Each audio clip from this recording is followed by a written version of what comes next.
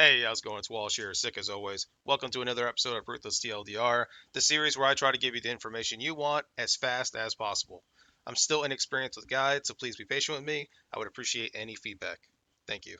Today's TLDR is going to be about the Atlas tree and progression in Ruthless. This guide is made with SSF in mind, so if you aren't on trade, please keep that in your thoughts. And as always, with any information you are given for Ruthless by anybody, remember you have your own goals and objectives, and you must adjust for them.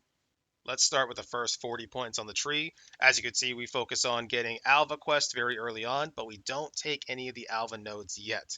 The reason for that is we want to get this node basically immediately. Your first 3 points should be bam, bam, bam. You want to start stockpiling your Alvas. Don't use them, just save them. We're going to go straight up down here the middle. All of these small nodes, all they do is give you more maps. You're not going to get anything but taking more maps. Come over here, take Shaping the Skies. Yes, it's a little dangerous, but trust me, you're going to need it. You're going to come around here, which is going to feel bad to have like 6 points that do basically nothing. Just trust me, it's a setup. We got to build the tree out. For a long time, I was going down through here the middle, and I still do that, but I can't honestly say I think that's the best way for a new player to go. But as you can see, the tree is very simple. We're getting key rack drop chances, we're getting scouting reports, more key rack, setting up for even more key rack, and map drop chance.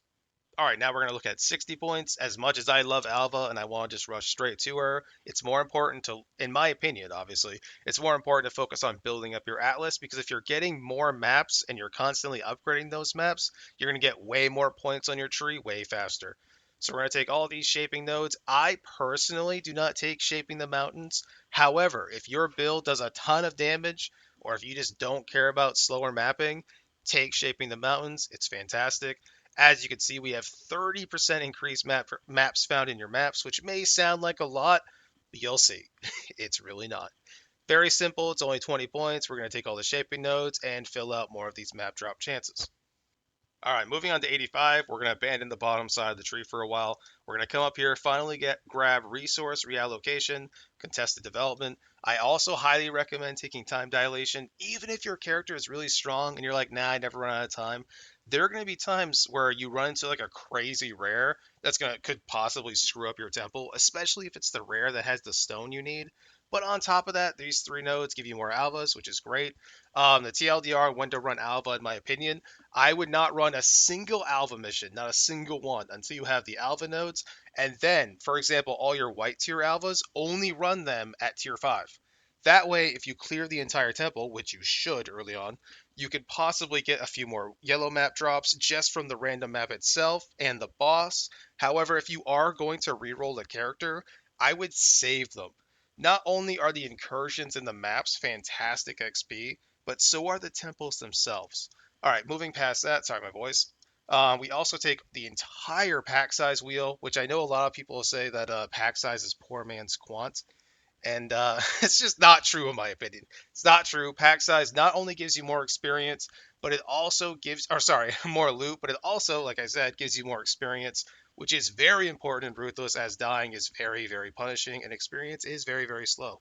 I do not think these three rarity nodes are worth it. Other than that, that's 85.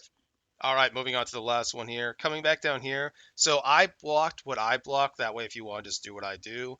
But I highly recommend only blocking the ones in your opinion that you want to get rid of.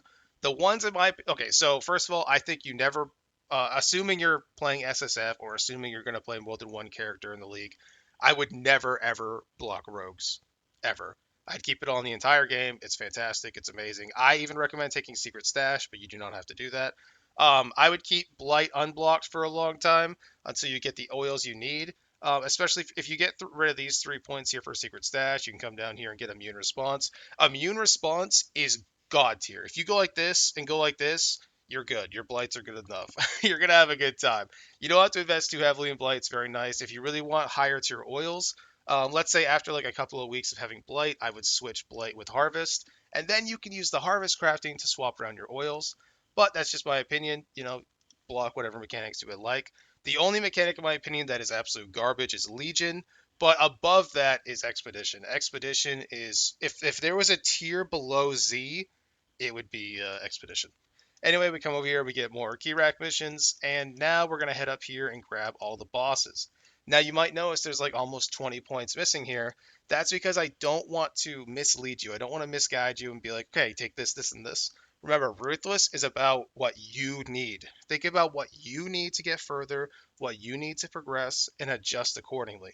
Also, once you kill the Eater of Worlds and the Searing Exarch, you can start getting rid of some of your shaping nodes.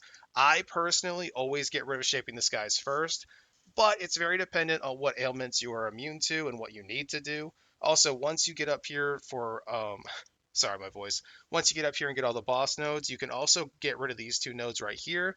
I usually don't, but do it. I mean, I do eventually, but I don't for a little while because you want to have that +1 as high as possible, as high as possible.